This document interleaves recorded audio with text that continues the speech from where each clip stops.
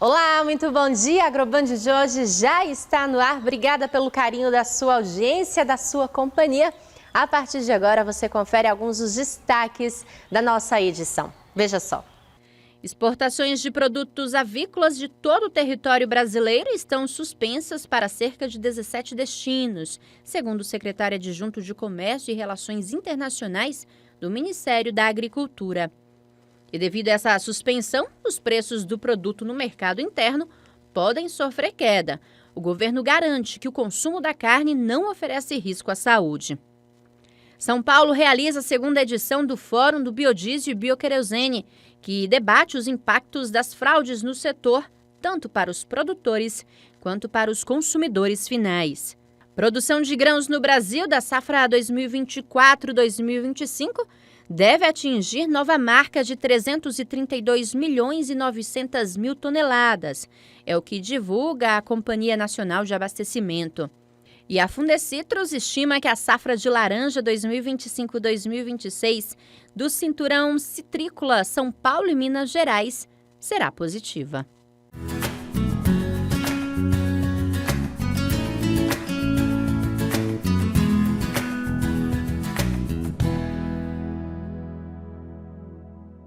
Bom, e a gente vai começar a edição de hoje falando sobre o assunto mais comentado no agronegócio, que é com relação à gripe aviária, os focos que foram encontrados no Brasil na semana passada. Por conta disso, as exportações de produtos avícolas estão suspensas, pelo menos em 17 destinos. Foi o que informou o Ministério da Agricultura. De acordo com o levantamento do Ministério da Agricultura, estão suspensas temporariamente a exportação de produtos avícolas brasileiros em todo o território nacional para a China, União Europeia, Rússia, Peru, Canadá, África do Sul, Chile, Argentina, Uruguai, México, Coreia do Sul, República Dominicana, Bolívia, Marrocos, Paquistão, Malásia e Sri Lanka. Cuba e Bahrein também suspenderam a compra de produtos avícolas brasileiros e o mapa encerrou as certificações de exportação para o Iraque. Os Estados Unidos, maior comprador de ovos do Brasil, anunciou que não suspenderá a compra do produto brasileiro. Deve vetar apenas o material genético do Rio Grande do Sul. O governo brasileiro já está negociando com países importadores de produtos avícolas a flexibilização das suspensões das compras de carne de frango e derivados do Brasil, para minimizar os impactos sobre a balança comercial do agronegócio brasileiro. Segundo o ministro da Agricultura, Carlos Fávaro, o prazo para ficar livre de gripe aviária é de 28 dias. Fávaro acredita que, mesmo com a parada nos embarques, alguns destinos podem ser substituídos por hora. Para o mercado interno, a expectativa é de estabilidade nos preços das carnes de aves e ovos. Fávaro aponta que 70% da produção já fica no mercado interno, portanto, o impacto não deve ser alto. E ainda com relação à gripe aviária, o Ministério da Agricultura já informou que não há problema nenhum em consumir os alimentos. A gente, inclusive, foi aos supermercados para saber como é que fica a questão do preço, se vai baixar para o consumidor interno ou se esse preço deve se manter. A confirmação do primeiro foco de gripe aviária em uma granja comercial localizada em Montenegro, no Rio Grande do Sul, pode trazer uma notícia positiva para os consumidores. Uma pequena redução nos preços do frango e dos ovos. Se esse embargo foi de em torno de 60 a 90 dias, que é o previsto, o que a gente pode esperar? Que o preço vai cair sensivelmente aí pelos próximos 30, 40 dias e depois, com o término do embargo, ele vai voltar ao preço normal, ele volta a subir. Então o que a gente pode esperar é que ele caia um pouco e volte assim que o embargo cair, porque aí o comércio todo ele volta ao normal. Então esse é o principal item agora. O Brasil é hoje o maior exportador de carne de frango do mundo. Segundo dados da Associação Brasileira de Proteína Animal, no ano passado foram vendidas mais de 5 milhões de toneladas do produto para 151 países. Com a confirmação do caso de gripe aviária, alguns países como Argentina, China, Chile, Estados Unidos, México e União Europeia suspenderam as exportações da carne de frango do Brasil. Considerando isso, hoje o mundo já vai começar a sentir uma inflação no preço desses produtos, né? E por mais tempo que esse embargo durar, o preço mundial fora daqui vai ficar cada vez mais caro, né? Vai ficar cada vez maior. Então o que a gente pode esperar para os outros países, provavelmente eles sofram um pouquinho mais que nós, né? Porque o preço para eles vai ficar em quase todos os cenários mais caro. Quem vai às compras já percebeu que no último ano o frango e os ovos tiveram um aumento significativo nos preços. Agora, com a suspensão da exportação para alguns países, os preços devem diminuir, o que traz alívio para o bolso dos brasileiros. Se nós vivenciarmos agora uma redução de preço, vai ser por esse aumento de oferta, porque o Brasil não está mais exportando para muitos países. Então vai sobrar produto aqui, o preço tende a cair. De novo, se for por um período curto, ele vai cair e logo volta a subir. Em outro cenário, caso a suspensão da exportação dure mais de 60 dias e se houver descarte grande de aves e ovos, os preços podem disparar no mercado interno. Se a crise for muito severa e a gente tiver que sacrificar muitos animais ou jogar muitos ovos fora, aí o produto tende a ficar mais caro, porque vai ter menos disponibilidade de produto no mercado interno. Além do caso já confirmado em Montenegro, o Brasil investiga ainda 8 casos. As suspeitas estão nos estados do Sergipe, Santa Catarina, Tocantins e Ceará. Com a confirmação da doença, alguns consumidores brasileiros acabam ficando receosos quanto ao consumo de frango e ovos. Porém, o governo afirma que a doença não é transmitida pelo consumo de carne de aves e nem de ovos, que geralmente passam pelo processo de cozimento. O vírus só pode atingir quem tem contato com o produto in natura, com a carcaça do animal contaminado. Então, a partir do momento que você cozinha, você prepara um alimento a altas temperaturas, segundo a autoridade sanitária, já perde esse risco. O economista ressalta ainda que o momento é ideal para quem deseja economizar. Aproveite os preços, se der tempo, inclusive faz um pouquinho de estoque aí, porque se tudo for rápido, o preço volta a subir. Bom, e o estado do Paraná, que do lado do estado de São Paulo, é líder nas exportações de carne de frango no país. E essas medidas, é claro, que já estão afetando a produção. A confirmação da gripe aviária em um matrizeiro gaúcho acendeu o sinal de alerta entre os produtores paranaenses. No ano passado, o Paraná movimentou 4 bilhões de dólares com a exportação de carne de frango. Só no primeiro quadrimestre deste ano foram mais de 1 bilhão e 300 milhões de dólares em vendas externas, um crescimento de 14,4% em relação ao ano anterior. Mas com a notícia, a China, principal compradora, anunciou a suspensão das importações por 60 dias. A preocupação é grande porque o Paraná é responsável por mais de 1/3 da produção nacional de frangos. E com o embargo chinês, o impacto direto no campo e na indústria pode ser significativo. Nas granjas, os produtores já reforçam as barreiras sanitárias para manter o status livre da doença. A China é um importante comprador de também outras proteínas de origem animal, é um parceiro aí, fundamental, forte do nosso mercado. Hoje o Paraná, do total que o Paraná exporta, foi para a China em torno de 13% do volume e 17% em receita. Então é um parceiro fundamental que a gente não pode perder. A ADAPAR, por meio de nota técnica, pediu reforço imediato nas medidas de biosseguridade. O protocolo inclui desinfecção de veículos, controle de acesso às granjas e suspensão de visitas não essenciais. Até agora, nenhum caso foi identificado em território paranaense. Os principais sinais clínicos da doença são uma mortalidade aguda, sinais respiratórios e alterações neurológicas. E qualquer caso suspeito, seja em aves silvestres ou na avicultura comercial, em granjas, esses casos têm que ser reportados e notificados imediatamente para a ADAPAR poder fazer as suas investigações. O Ministério da Agricultura e a Secretaria da Agricultura já estão agindo, já fizeram um raio de contenção para que esse surto fique somente restrito àquela propriedade. O Paraná bateu mais de 2 bilhões de frangos em 2024, o que representa mais de 34% da produção nacional. A ADAPAR segue monitorando o cenário em parceria com o Ministério da Agricultura. O setor espera que, com o reforço das medidas, a suspensão chinesa seja apenas temporária. A gente vai saber agora como vai ficar o tempo e a temperatura para os próximos dias. Veja na nossa previsão do tempo.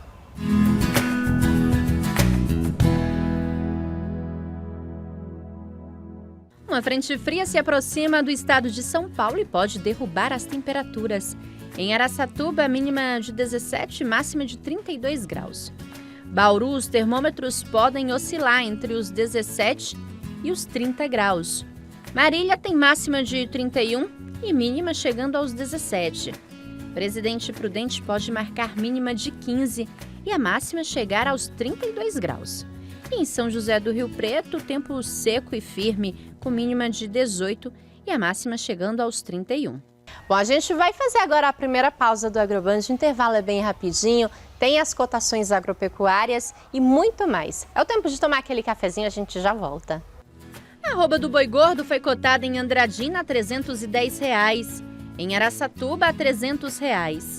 A arroba da carne suína foi negociada no estado de São Paulo a R$ 165. O quilo do frango vivo foi cotado no atacado a R$ 7,85 e na granja a R$ 6,20. O litro do leite foi cotado em São José do Rio Preto a R$ 3,10, em Avaré R$ 2,93. A saca do café foi negociada em Franca a R$ 2.540 e em Marília R$ 2.500.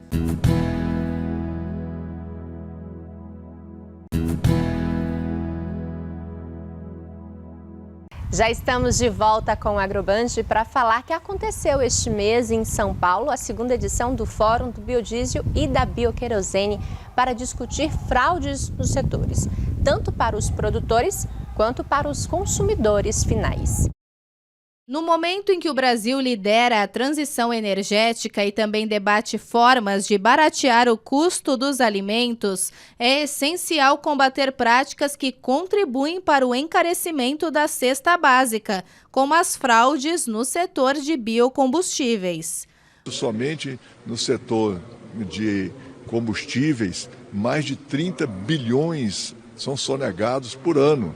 Então, nós precisamos de cada vez mais ter rigor nesse processo de fiscalização, fortalecimento da Agência Nacional de Petróleo, Gás Natural e Biocombustível, mas também fazer com que a sociedade fique de olho. Aquele que fornece uma vantagem muito grande, nem sempre é uma vantagem financeira que vai te atender. Aquele indivíduo pode estar, de fato, cometendo uma fraude no seu combustível. Quando a gente fala em fraude, você não está falando somente da fraude no biodiesel. A gente está falando da fraude no nosso próprio bolso, porque isso desequilibra a balança comercial brasileira. O déficit de tributos arrecadados que deveriam ser industrializados vão para o bolso do consumidor, vão para o bolso do brasileiro. A Agência Nacional do Petróleo, Gás Natural e Biocombustíveis, ANP, identificou em 2024 mais de 1.300 amostras de diesel fora das especificações exigidas, mais do que o dobro do que o registrado no ano anterior. O impacto econômico e social dessa fraude é gigantesco, pois compromete a arrecadação tributária e ataca os contratos firmados com a agricultura familiar. Cada quilo de soja esmagado, ele gera 20% de biodiesel e 80% de farelo. O que resulta? 2,5 kg de farelo gera 1 kg de frango. Se eu boto 1%, eu esmago um volume gigantesco de soja. 1% ou mais. Da onde vem esse soja? Do produtor? Eu industrializo o produto que eu ia vender em grão e natura, eu industrializo e faço valor agregado. Do ponto de vista ambiental, a adulteração de biocombustíveis podem resultar na degradação ambiental. O uso de matérias-primas inadequadas podem aumentar a poluição e também reduzir os impactos ecológicos que os biocombustíveis podem trazer. Uma cidade como nós estamos aqui em São Paulo agora, se tu aumenta a mistura de biocombustíveis, tu usa os combustíveis renováveis, esses combustíveis todos vão deixar no ar de São Paulo um nível de liberação de CO2 muito menor. O grande desafio agora é implementar mecanismos claros de fiscalização e rastreabilidade. Exatamente, nós tivemos recentemente no projeto de lei Combustível do Futuro, a proposta do deputado Alceu Moreira, que coloca a rastreabilidade como foco também nessa questão ligado à fiscalização dos combustíveis. O consumidor tem que saber qual a origem daquele produto. E o deputado Arnaldo Jardim teve a felicidade de colocar isso dentro da lei que foi aprovada no Congresso Nacional, e foi sancionada, a Lei Combustível do Futuro. Nós temos que fazer agora a implementação dessa lei. Mas pode andar pelo mundo inteiro. Ninguém tem uma matriz de combustível renovável como tem o Brasil. Isso é um ativo que nós temos. Nós estaríamos sentados nas mesas do mundo para fazer sequestro de carbono como exemplo. E a produção de grãos do Brasil na safra 2024-2025 deve bater os 332 milhões e 900 mil toneladas. É o que apontou o levantamento da Conab. A estimativa foi revisada para cima frente ao 7º levantamento de grãos publicado em abril. O acréscimo é de 2 milhões e 600 mil toneladas. Se confirmado, o volume total representa aumento de 35 milhões e 400 mil toneladas sobre o ciclo anterior. Um novo recorde para a série histórica da companhia. A área cultivada também deve crescer, em torno de 2,2%, junto da produtividade média das lavouras, com recuperação de 9,5%.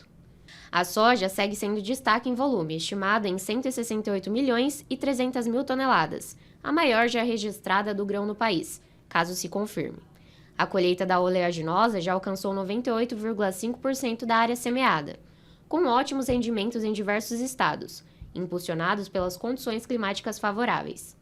Outra cultura importante para a safra brasileira é o milho, que tem produção estimada em 12 milhões e 100 mil toneladas no período, incremento de 14,8% sobre o ciclo anterior. O grão apresentou maior área semeada combinado com a melhora na produtividade média das lavouras. Para o feijão, a companhia espera que ao final das 3 safras da leguminosa sejam colhidas 3 milhões e 200 mil toneladas, garantindo o abastecimento interno. O algodão, segundo a safra, também registra semeadura finalizada, com estimativa de 2 milhões e 100 mil hectares, aumento de 7,2% sobre a safra 23-24. O comportamento climático tem colaborado para a cultura, que deve alcançar produção de 3 milhões e 900 mil toneladas, 5,5% superior à safra passada. Dentre as culturas de inverno, a estimativa de produção do trigo é de 8 milhões e 300 mil toneladas, avanço de 4,6% frente ao ciclo anterior. Bom, e agora você vai assistir uma matéria especial falando dos 25 anos do Mega Leilão. Como as coisas mudaram, o campo modificou e a genética evoluiu. Esses não são mais os bois de 25 anos atrás. Aqui, o investimento em genética, manejo, nutrição e sustentabilidade é regra. E no leilão, os pecuaristas encontram o palco ideal para mostrar e valorizar toda essa transformação. Na Fazenda Rio Bonito, a rotina da família Medeiros inclui manejo de pastagem, sanidade e bem-estar animal. Tudo com foco em produtividade e responsabilidade. A gente sempre procura comprar uma desmama, tá certo? Boa, certo? Com procedência, com raça. Você está vendo aí o padrão do gado, né? Não preciso nem refalar. Agora a gente compra novo, tá certo? Vem, traz, a gente faz as vacinas, sabe? Vermífugo, carbúnculo, raiva, botura, é tudo. Tudo que você pensar com reforço, tá certo? Com toda a segurança. Já na Fazenda Vale do Cerrado, em Serra Nova Dourada, no Vale do Araguaia, o foco está na nutrição e melhoramento genético. Cada animal carrega mais do que peso, carrega história, técnica e tecnologia. E no leilão, ganha o reconhecimento de anos de trabalho e dedicação. Nós fazemos um melhoramento genético no gado, temos alimentação de qualidade, as pastagens bem corrigidas, com bastante nutrição, para poder ter um animal de qualidade, com rapidez de desenvolvimento de carcaça e de peso, para os grandes criatórios de terminação. A forma de comercializar o gado mudou. Hoje ele é filmado diretamente da fazenda, sem precisar sair do ambiente que foi criado. Eu estou aqui em uma propriedade em Água Boa, acompanhando um pouco de longe o trabalho da equipe de gravação. Olha, tudo segue um protocolo que garante o bem-estar animal. Nada de estresse, nada de exposição desnecessária. O animal só deixa o local depois da venda ser concretizada. Isso mostra como o setor tem acompanhado muito à risca a questão da sustentabilidade e do bem-estar animal. Eles seguem direto da propriedade vendedora para o comprador, evitando o trânsito prolongado, reduzindo o número de caminhões nas estradas e, com isso, também a emissão de gases de efeito estufa. Uma prática moderna, eficiente e sustentável. A economicidade de energia, ou seja, pouco combustível, pouca poluição, um frete muito mais em conta. As pessoas fazem a conta de quanto custa aquele frete de animais filmados a 100 quilômetros de Água Boa. De repente ele está a 80 quilômetros próximo dele, além da questão da sustentabilidade e do bem-estar animal. E a gente faz nossa última pausa aqui no Agroband, o intervalo é bem rapidinho, fique agora com as cotações agropecuárias. Voltamos já. A saca 60 quilos da soja foi cotada em Cândido Mota a R$ 119 e em Rancharia a R$ 123. A saca 60 quilos do milho seco foi negociada em Cândido Mota a R$ 62 e em Batatais R$ 70,80. A saca do feijão carioca fechou em Barretos a R$ 170 e em Itapetininga a R$ 230. A tonelada da cana-de-açúcar fechou no campo a R$ 130,22 e na esteira a R$ 145,46.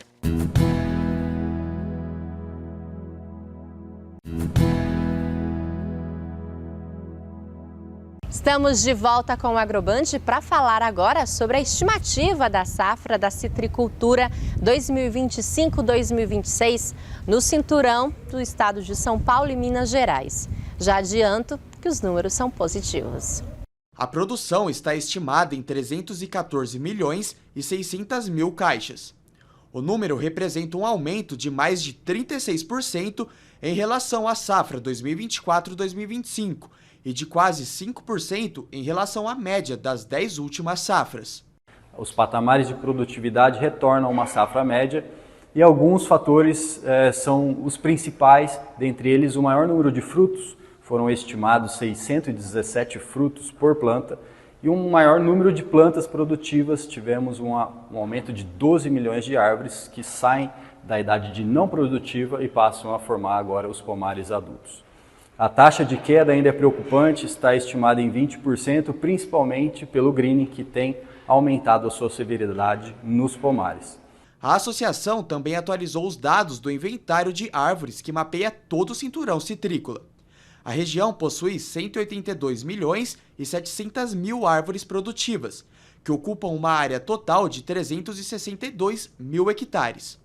Aumento de 12 milhões e 700 mil árvores e de 18 mil hectares em relação ao último censo, realizado em 2022. E o Agroband de hoje vai ficando por aqui. Muito obrigada pelo carinho da sua audiência, da sua companhia. Tenha um ótimo dia, uma boa produção e até o nosso próximo encontro. Tchau!